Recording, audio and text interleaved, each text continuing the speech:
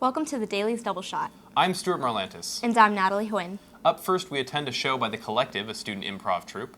The engineering department shows us how they're planning on building a race car. The University of Washington turns 150 years old. Stuart talks about the cloud on Tech Talk. Bill Gates visits the computer science department. And we check out all the different types of martial arts on campus. All coming up on the Daily's Double Shot.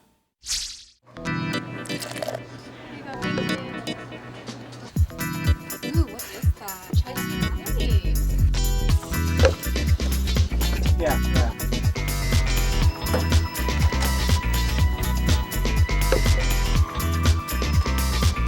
I'll see you there. Okay.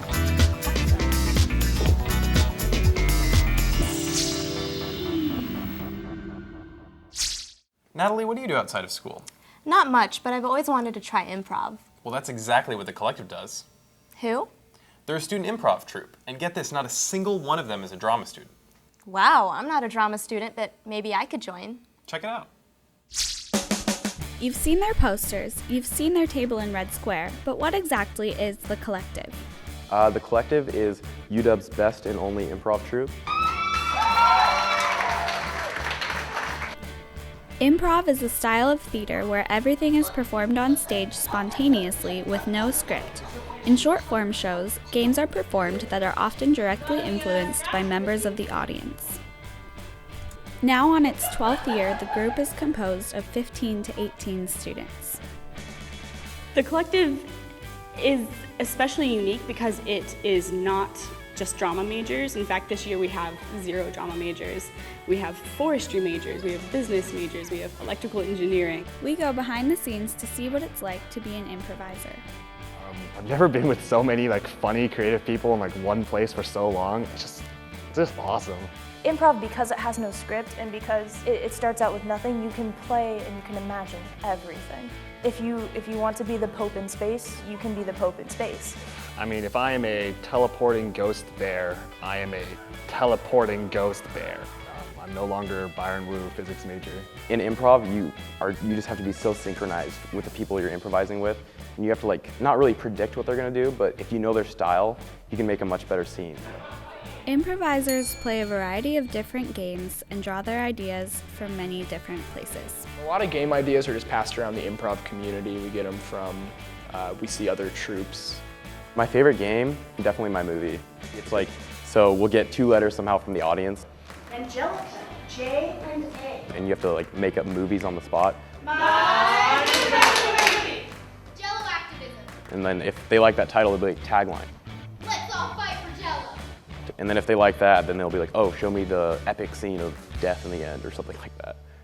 Let's see the Occupy Wall Street scene with the Jello.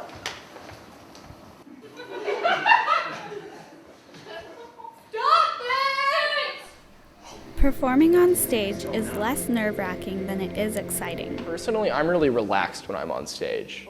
Right before you get on stage, you have all of this nervous energy and it's really, really exciting. But then once you're on stage, it's kind of just so much excitement and there's just so much energy from everybody that it's really hard to get nervous. All of the improvisers agree that the skills learned doing improv help them outside of the theater.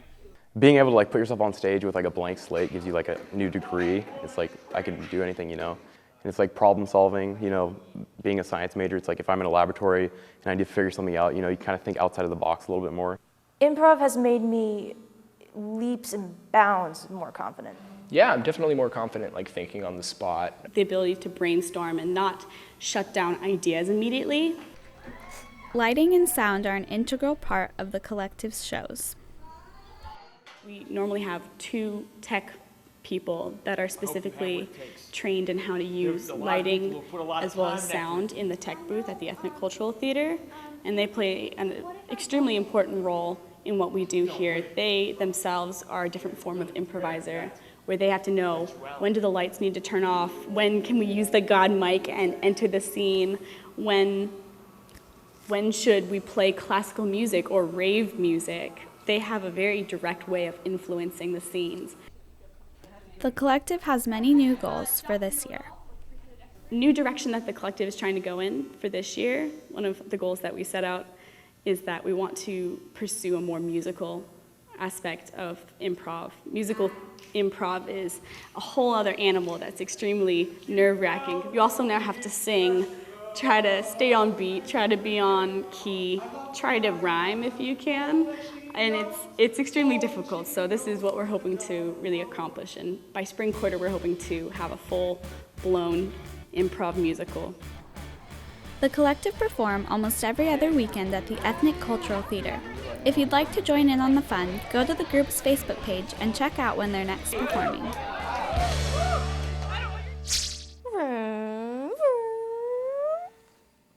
Oh, sorry, I'm just really excited about joining the collective still. Maybe you should find something else to do. Fine, I'll take my race car and drive over to the engineering department. What? They build race cars over there. Want to see? Sure.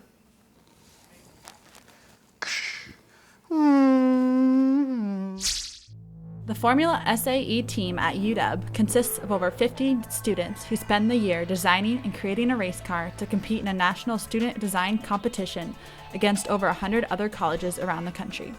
The team is mostly mechanical engineering students, although any major is invited to apply.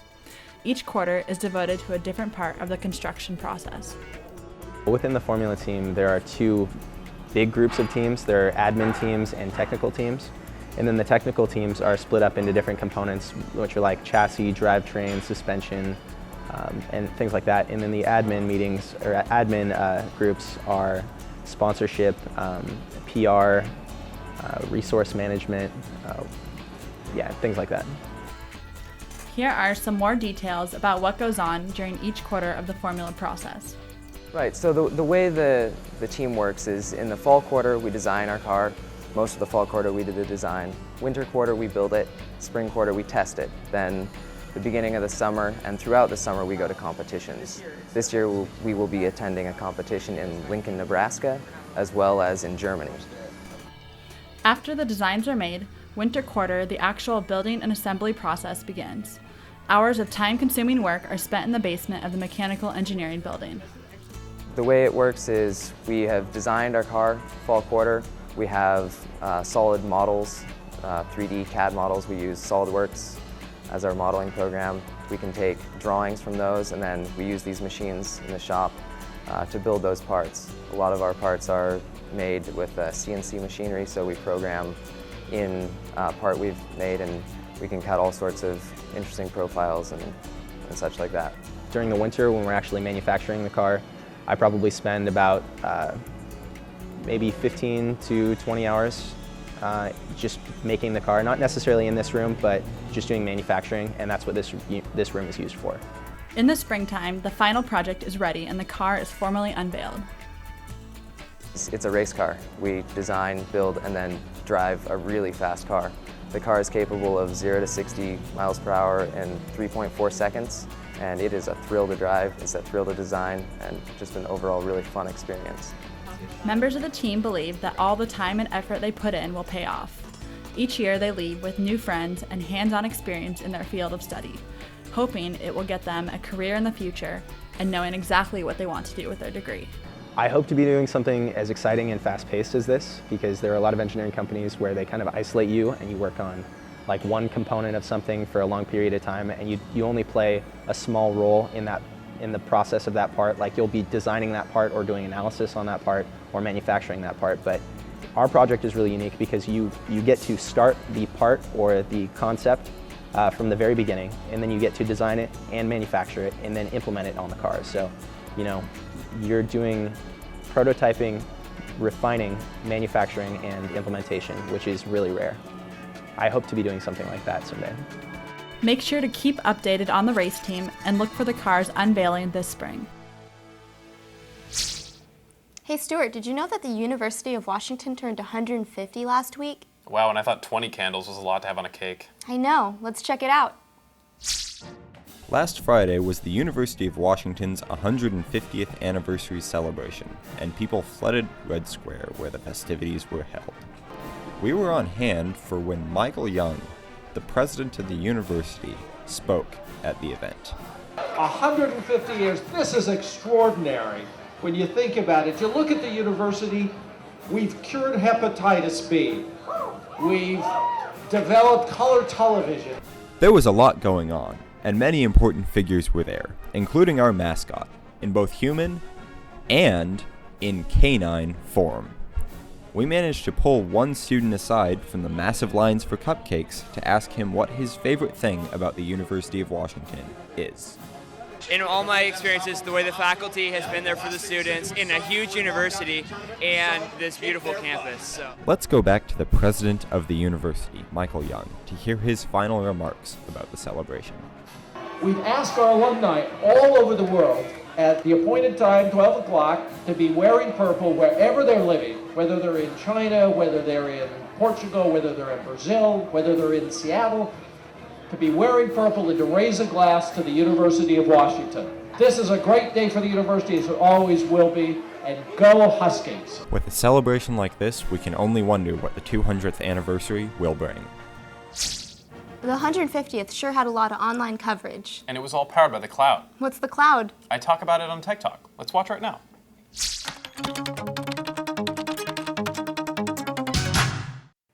Today on Tech Talk with Stuart Marlantis, we'll be talking about the cloud. It seems like everyone is excited about what the cloud has to offer, but what exactly is the cloud? And perhaps most importantly, what does it mean for students? What can it do for me? In more straightforward terms, the cloud is a collection of servers that provide the resources used through the internet. Online office software, storage space, music and video streaming, and Wolfram Alpha and similar data processing services. But how can the cloud work for me? How can I get a piece of it? If you need storage space, which is perhaps one of the most useful facets of the cloud, there are many choices available. One of the simplest is Dropbox, which gives you 2 gigabytes of free storage space that you can access from any computer, tablet, or smartphone. It will sync to a folder or your desktop, and you can easily get more space for free. Also, give them your .edu email and you can get even more space.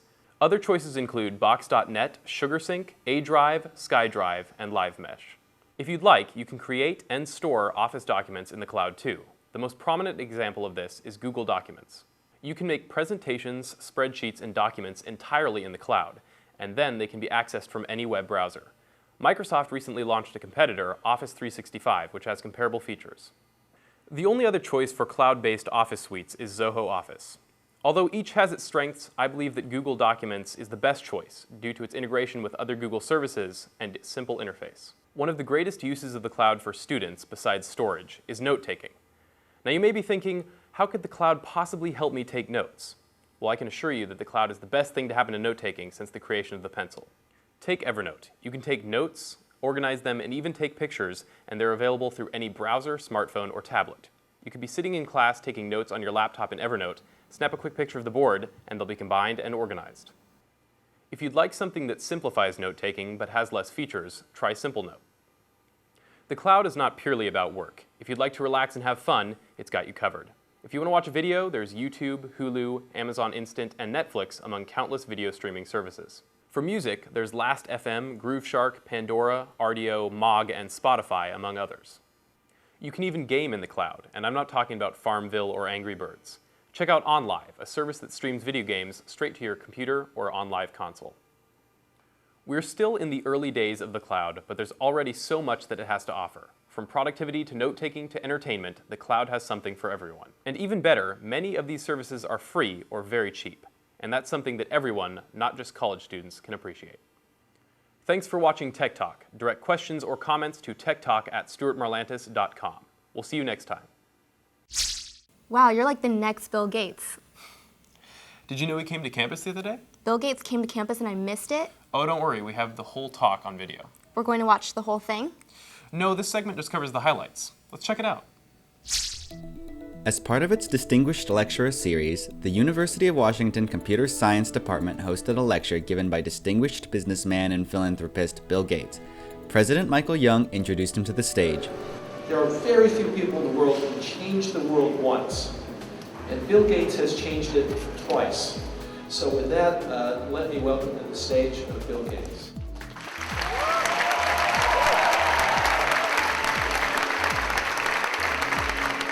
Students crammed anywhere and everywhere they could get a view of the stage to hear Gates talk about technology and its potential to improve education as well as create disease models to improve global health. Couldn't we model all the different objects the mosquitoes, the people, the weather, and sort of look at not only what is going on with that disease, but what interventions would make what kind of difference.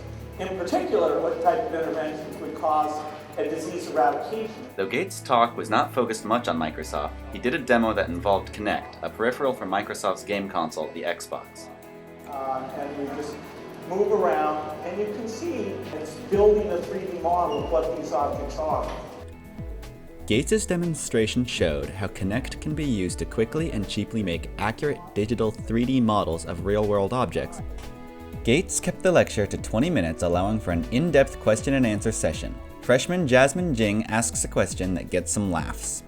Oh, I asked him that, when I was young, when people asked me what I would want to be, I was always like, I want to be the richest man. And I asked him, if I want to be you, how could I be you? Also part of the Q&A session was Ed Lazowska, Bill and Melinda Gates Chair of Computer Science and Engineering.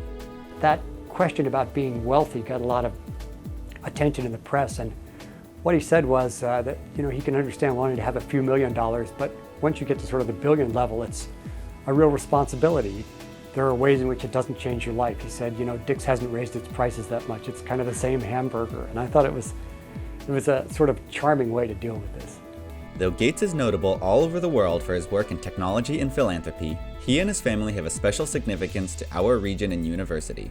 From his father's role on the board of Regents at UW, to the building named for his mother, to the numerous companies and projects that would never have existed without Gates or Microsoft, he is forever part of Seattle culture. So this is a person and a company that has changed the world, but it's also changed Seattle really for the better, unbelievably.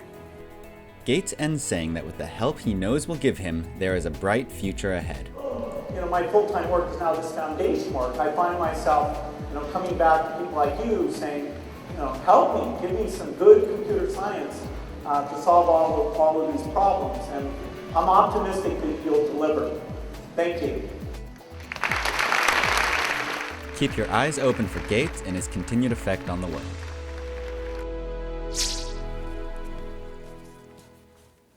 Natalie! Oh, sorry. Up next, martial arts.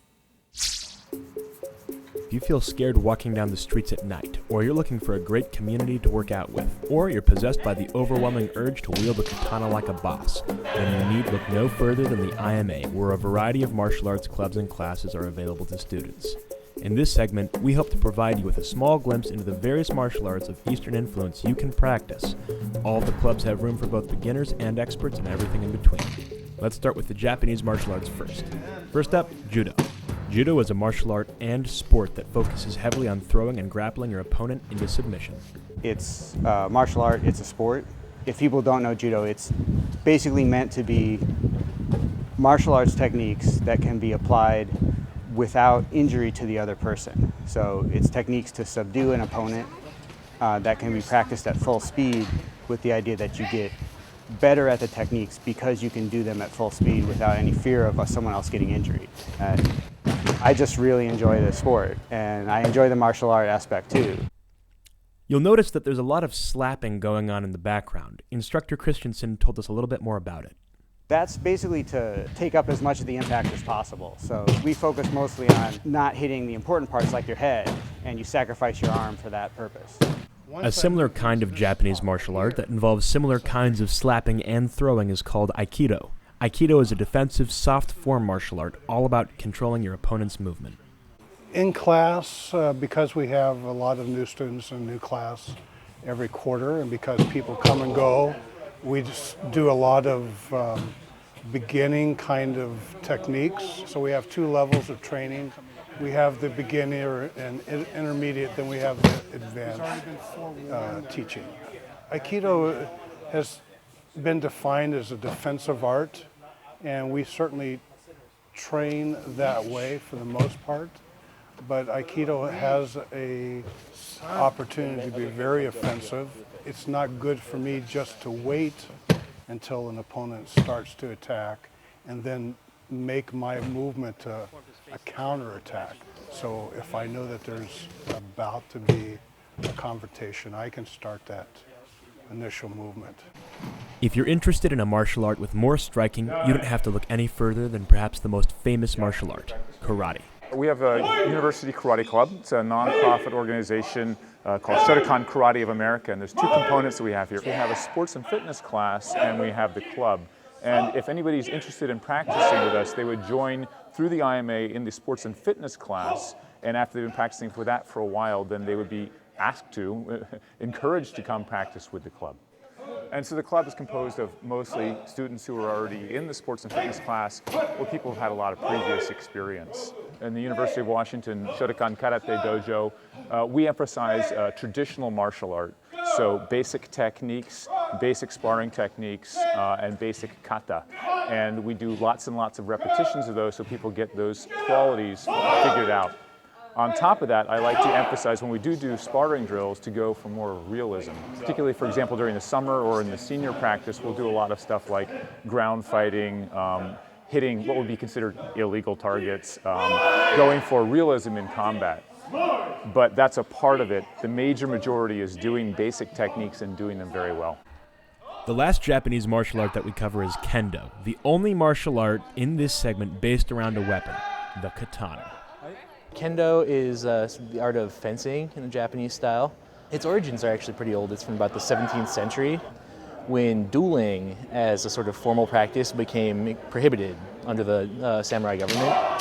So instead, people started using bamboo swords like this and armor that's called bogu and doing what amounted to fake duels. And then once Japan started to modernize as a country, it started to become a bit more sportified. And that's where we're at today, with modern Kendo. We do katas, you see that's what we're doing. There are 10 katas in the Kendo set, and you have to know them all by the time you become an instructor. In addition, we do sparring, which is full contact. The armor, though, which is usually the biggest expense, we actually rent out to students. We have a collection that's funded by the University of Washington. So if you want to try Kendo, this is the club to try it at. We switch now to a popular Korean martial art, Taekwondo. Like the Karate Club, it too has an IMA-sponsored class that beginners should take before joining the club. There's an introductory class that the IMA puts on for students or faculty who have never had any Taekwondo experience before, so that just gives them an intro to what Taekwondo is about, so basic kicks, stances, blocks, and the routines of what the club eventually does. So then if they want to, they can move into the club after the instructional class. From the way we work on it, it's a lot more kicking based at least, but with the recent years as we've had like different levels of people coming in or the numbers change, like this year we've had a lot more students and faculty and grad students coming in, so we've incorporated more pumse, so that's like the prearranged forms that they do, versus the past years it was more sparring based. This club is a relaxed club. For me, it's become more of a hobby and a sport that I just come here and enjoy and work with everybody else with it. We'll finish up with two Chinese martial arts mixed into one club, the first of which is Tai Chi, specifically the Yang style. We're part with the Hung Gar Kung Fu Club. We started teaching Yang style, and that's the most common form of Tai Chi. There's two main sets. There's the 24 form, which was put together in 1956. The original form was 108 forms. The Chinese government thought that was too long. It took about half an hour to practice each day. So the 24 form is a shorter 8 minutes roughly, 8 to 12. This is the beginning of the 8th step, which is just a short introduction for the skills course. So a lot of the basic movements are taught, and they then get echoed on later on. Tai Chi is fun. It's not just meditation and motion as it's a lot of times described as. It is a martial art. So a lot of the basic hand waving you see is actually kind of neat. It could be a chest shot, a chin shot, there's some groin shots. When you start learning it, you realize it's not this frou-frou, easygoing movement. It's actual martial art. The last martial art we cover is the Hung Gar style of Kung Fu. Technically, our title is the Kung Fu Tai Chi Club at the University of Washington. We are actually a branch of the Seattle Kung Fu Club. So they always send usually an instructor from the actual school, Chinatown school, who's trained there for a while, and then they come and teach us. So practicing here has one benefit to practicing in any other branch, that it's much cheaper to practice here than if you want to practice at the Chinatown or Aurora school, for example. So Hung Gar, it comes from southern China. and it puts a lot of emphasis on a lot of hard blocks and punches and low kicks actually.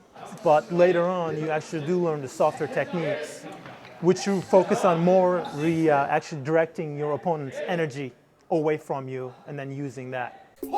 Unfortunately, we were unable to cover all of the martial arts available to students. There are other martial arts such as a wushu club, a western boxing club, and others. So, if you've been wanting to get involved in martial arts for a while, you should run on down to the IMA and sign up. Well, that's all we have today. Thanks for watching this week's episode. Don't forget to watch us every Saturday night at 7. Or check us out online at youtube.com/thedaily. I'm Stuart Marlantis. And I'm Natalie Huynh. See you next time on The Daily's Double Shot.